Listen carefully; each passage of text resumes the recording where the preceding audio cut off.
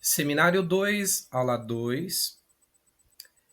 Sejam bem-vindos ao curso Pré-Estudos em Lacan, apontando para os seminários. É uma experiência nova para você e para mim. É uma experiência que eu organizei na forma de um curso. Então, vamos comigo nessa viagem. Bora lá!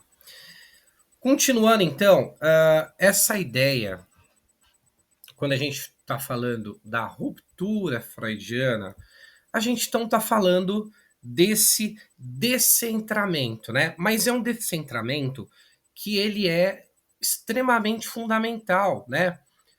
E que foi o ponto de partida para toda a teoria lacaniana. Olha como isso é importante. É um ponto de partida que delineou, definiu, deu a pedra fundamental que ia sustentar todo o resto que o Lacan fez nesse seminário.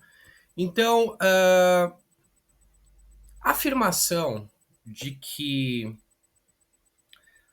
essa afirmação de que o sujeito ele está descentralizado, né, em relação ao indivíduo, em relação ao eu, não é para o Lacan um postulado, uma forma teórica, né?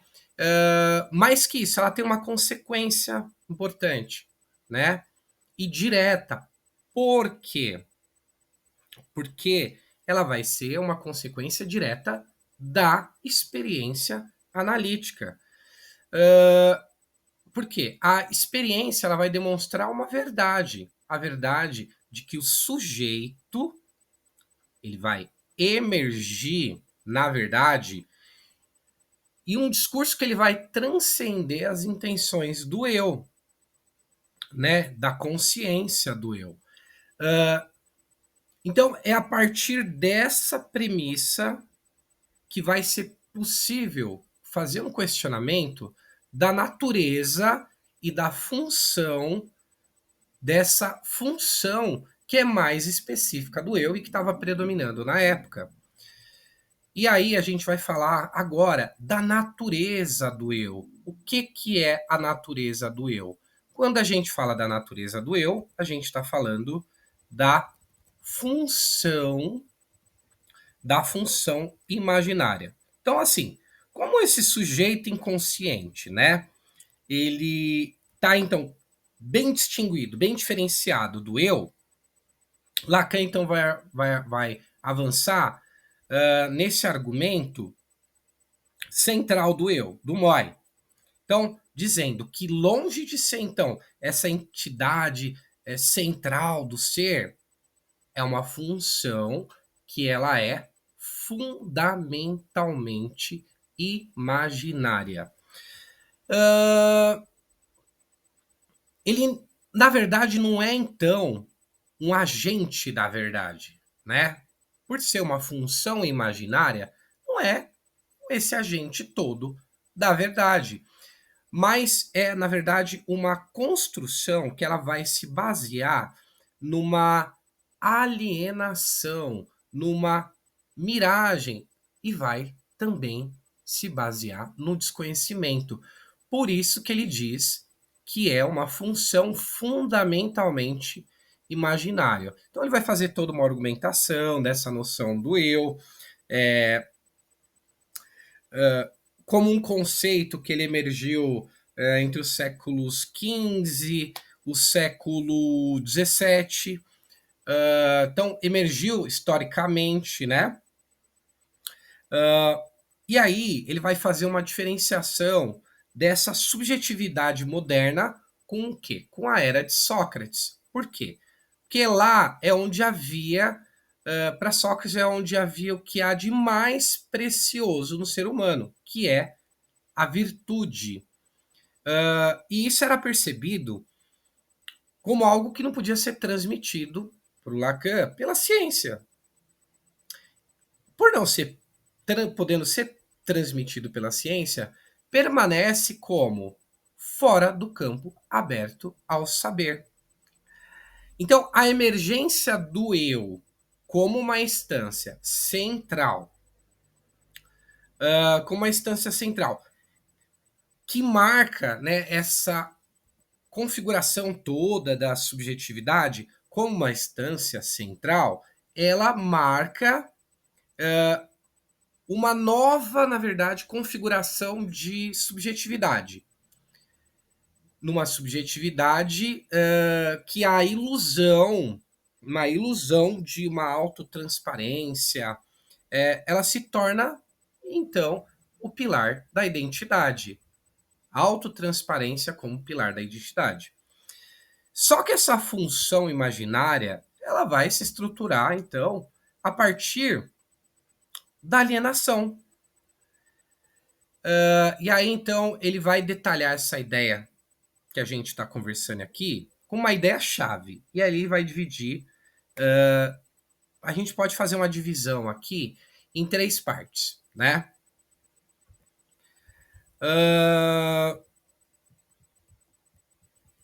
Vamos falar do eu, então, como objeto, né? Se a consciência ela pode parecer transparente para si mesma, certo? O eu, então, é dado à consciência da mesma forma que um objeto que é externo, que é visual, que é visível. Só que não de uma forma transparente e assim, evidente.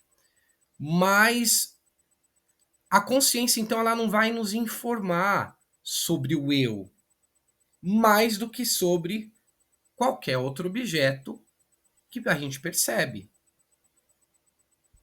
Então, quando fala o eu como objeto, essa é a ideia mais ou menos. A questão da função da miragem, a segunda ideia. O eu como uma pura miragem, né? Uma função que é herdada de... Ele até traz uma questão de noção religiosa, etc. Como uma substância que ela é eterna. Então, a psicologia, que se funda nessa noção, ela vai correr, então, o risco de, na verdade, se tornar uma ciência de miragens. Ciência que se dissolve. E vai se confundir, então, facilmente com essa imagem que é alienada com o ser do sujeito.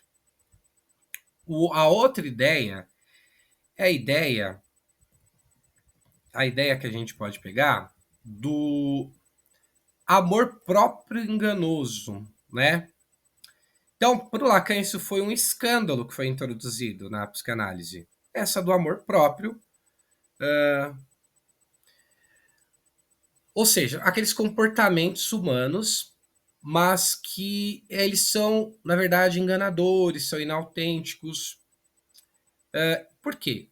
Dessa forma, o eu ele vai tá criando uma espécie de um hedonismo próprio, né? Um prazer próprio, e ao mesmo tempo ele vai nos afastar do prazer que é mais imediato, vai nos afastar também daquela satisfação que são mais superiores e vai nos prender, então, numa ilusão que mascara a nossa verdade do desejo. Essa natureza que ela é ilusória, ela também é alienante do eu imaginário.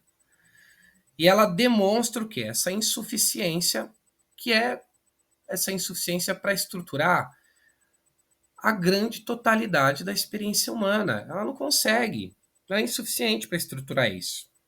Então, para além dessas miragens, para além dessas miragens do eu, é necessário, então, para o Lacan recorrer a outro registro. Uma ordem que é simbólica e que... Isso é fundamental. É necessário recorrer a um outro registro, e é um registro simbólico que precede a constituição do sujeito. Então, quando a gente fala dessa ordem, né, de constituição, e a gente está falando do simbólico, do imaginário e do real, eu vou tentar aqui falar um pouco de cada um para vocês, tá bom? Então, para a gente compreender isso, a gente tem que pensar que para compreender o sujeito, a gente tem que ir além dessas ilusões do eu, porque a experiência humana é uma experiência estruturada, estruturante, e ela vai se dar pela articulação de 3 registros que são essenciais, que é o simbólico, o imaginário e o real. Esses 3 registros, eles de forma alguma são dimensões separadas, né? Mas eles estão, na verdade, entrelaçados, né? E eles vão constituir toda essa arquitetura da teoria do Lacan, e vai fornecer uma espécie de uma lente para a gente poder entender qual que é essa posição, de fato, do sujeito, né? Que não é uma posição como a do eu central. Aí vamos falar da ideia da importância da ordem simbólica, dessa primazia, né, da ordem simbólica. Lacan ele vai receber influência, então, da antropologia estrutural, não sei se eu vou pronunciar certo, do Levi-Strauss. Nessa da ideia, o ser humano ele vai se distinguir por viver em um universo que ele é regido por leis que não são naturais. Então, as leis que regem o universo por Lacan, elas são leis simbólicas, né? Não leis naturais. A característica dessa ordem, né? Desse registro, é justamente a intervenção dessa função que é simbólica, e essa intervenção ela vai se dar em vários graus e em vários momentos da existência humana. Esse símbolo, ele não surge de forma gradual, né? Desde que ele foi inventado, desde do advento dele, né? Ele não surge então de forma gradual, mas na verdade é uma criação de um universo de símbolos, né? Que vai aparecer. Esse universo de símbolos ele aparece como uma estrutura total, né? E ela é instantânea. Só que ela é total e instantânea e ela vai ordenar, né, de alguma forma, e classificar toda essa experiência humana, só que ela vai fazer isso sob as suas próprias leis. Então, logo nessa perspectiva, por exemplo, o complexo de Édipo, ele não vai ser visto, então, como um fenômeno biológico, né, um fenômeno natural. Mas ele vai ser entendido como um fenômeno que isso também é muito importante, o complexo de Édipo vai ser visto como um fenômeno que ele é puramente simbólico. E ele está relacionado à ideia do parentesco, da aliança, né? Essa ideia do parentesco da aliança, que foi o que estruturou a nossa sociedade. Aí a gente vai falar um pouco aqui da ideia do imaginário, né? Essa ordem do imaginário, esse registro do imaginário. Então, se a gente tem uma universalidade para a lei simbólica, a gente vai ter uma ordem imaginária, que é, na verdade, o registro que ele vai falar da relação dual. A gente falou no seminário 1 sobre isso um pouco, né? Desse registro da imagem, das imagens, da rivalidade. E a gente falava um pouco também do estádio do espelho, então tem o vídeo aí disponível para vocês podem retornar para a aula 1, não sei se é a aula 1 ou 2, acho que é a aula 1 do seminário 1, e a gente fala um pouco disso. Então, assim, essa ordem imaginária, ela é então o registro dessa relação que é dual, né? Que é de uma identificação com uma imagem, né? Esse campo de relação que é dual, do eu, e é dual por quê? Porque é do eu e do outro, só que é semelhante e reflexo. Isso é fundamental. No imaginário, o dual é a relação do eu com o outro, só que essa relação ela vai se dar através da semelhança e do reflexo, que é o que a gente discutiu lá no estádio do espelho. Isso vai ocorrer e nesse eixo da semelhança e do reflexo é que surge então uma gestalt, uma ideia de uma imagem completa, né, uma imagem gestáltica, e isso vai, de alguma forma, ser a fundação não, mas vai ser o estabelecimento, então, de uma relação que é narcísica com o próprio corpo. Então, o indivíduo que está vivendo uma experiência lá, criança, de uma fragmentação do seu corpo, ela vai se identificar com uma imagem, com uma gestalt completa, com uma imagem completa, só que é através de um eixo de semelhança e reflexo, e isso vai trazer o quê? Essa relação narcísica do sujeito com a própria imagem do corpo. Então tem essa função narcísica, essa identificação. Claro que além dessa função de estar servindo ao narcisismo da criança, a gente também tem essa importância da criança poder estabelecer essa relação com uma imagem completa, porque isso vai ser organizador para a criança. Então, esse imaginário, ele é, então, esse domínio da ilusão, né? Da alienação, da rivalidade especular, né? E o sujeito, ele se perde aí, segundo Lacan. É aí que o sujeito se perde.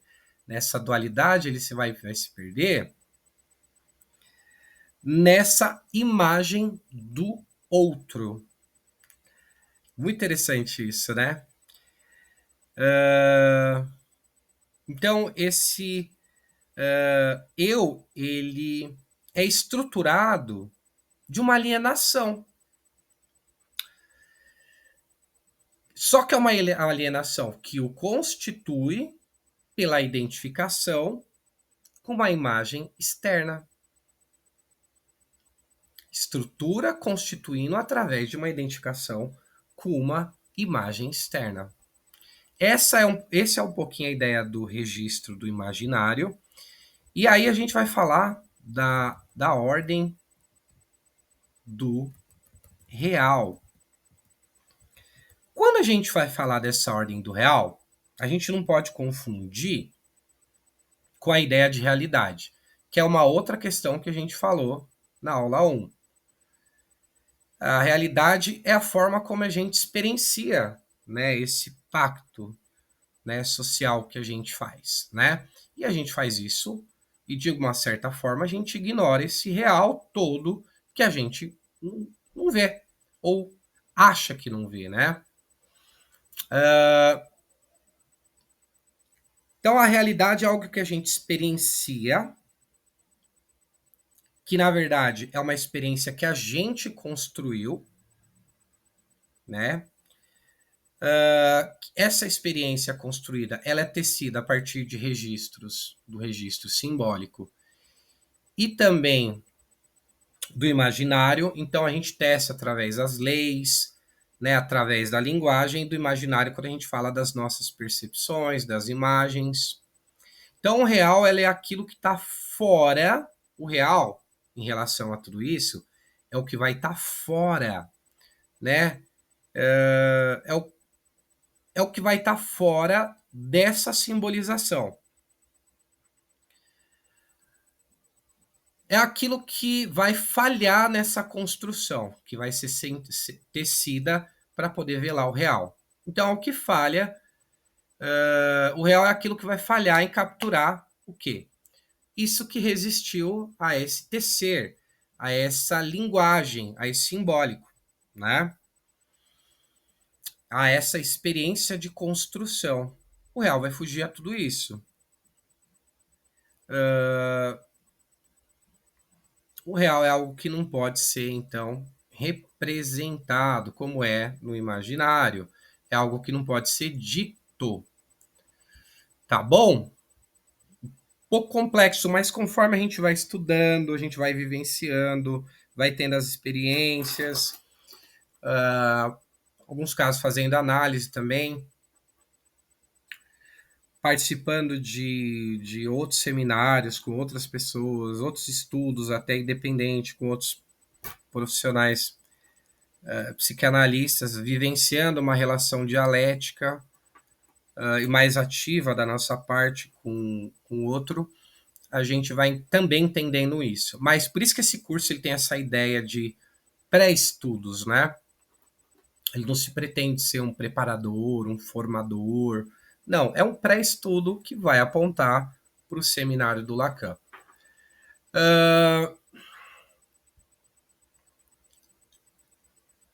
Sobre o real, o que é importante a gente dizer? Além dele não poder ser representado por uma imagem, por um dito, ele vai ser, para o Lacan, ele vai ser um objeto de angústia, o real. Porque vai ser aquilo onde as palavras vão parar, né?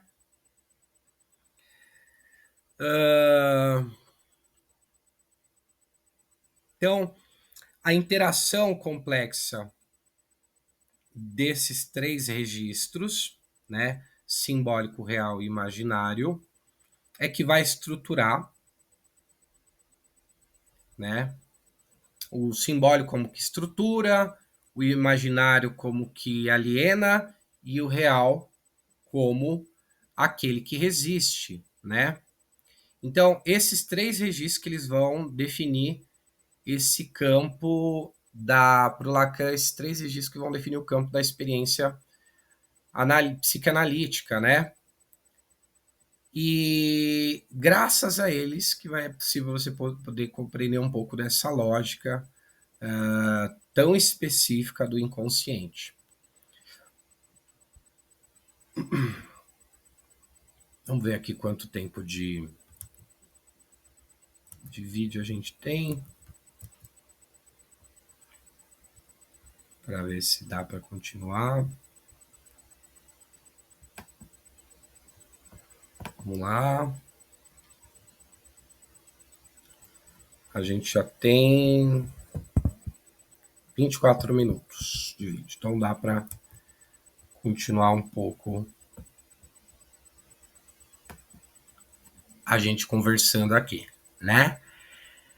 Bom, então a gente pode falar agora, já que a gente entendeu que esses três registros vão definir essa experiência, esse campo de experiência psicanalítico, e eles vão ajudar a compreender um pouco essa lógica tão específica do inconsciente.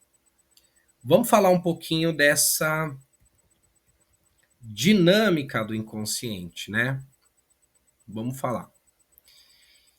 E aí, para falar disso, a gente vai falar um pouco do princípio do prazer, o além do princípio do prazer freudiano. Né? Então, Lacan ele faz uma reinterpretação, só que uma reinterpretação bem tardia, né? Dessa obra tardia do Freud. E aí ele vai pegar o texto além do princípio do prazer. E ele vai falar que os pós-freudianos eles viram ali uma espécie de uma introdução de um instinto de morte biológico. O Lacan, na verdade, onde eles veem um instinto de morte biológico, o Lacan vai identificar como uma manifestação da ordem simbólica, né? Uma manifestação da ordem simbólica. Então, a compulsão, a repetição, ela não revela essa tendência orgânica ao inanimado, né, como é no caso da compulsão de morte, mas ela então, aí é que ela se diferencia, ela é uma insistência, né, dessa cadeia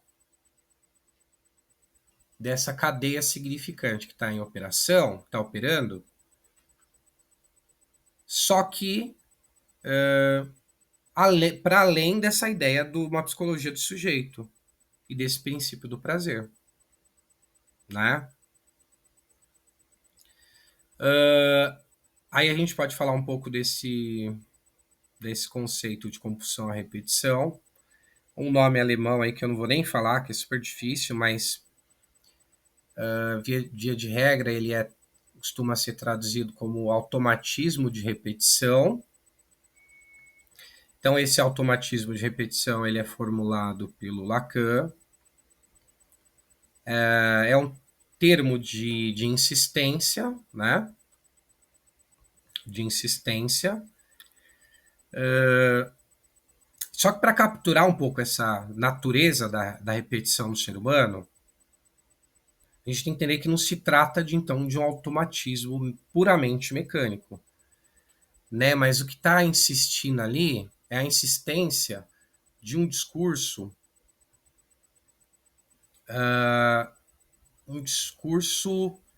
repetido, né? Não simbolizado,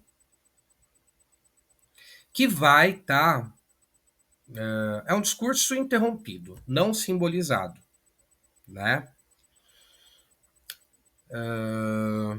É uma verdade, então, que ela não foi simbolizada e que, por não ser simbolizada, ela vai buscar o quê? Se manifestar.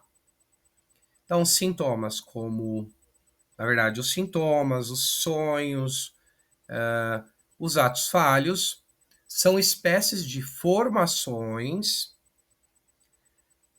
por meio do qual esse discurso vai insistir, esse discurso interrompido, né? Essa verdade não simbolizada que vai buscar se manifestar em sintomas, em sonhos, em atos falhos. É um discurso, então, para Lacan, um discurso que insiste. Então, essa cadeia significante, ela tem uma autonomia, né? E aí, o Lacan, para explicar essa autonomia dessa cadeia, ele vai usar um pouco a metáfora da cibernética, né? Cibernética, da máquina. E aí a gente vai continuar no próximo vídeo.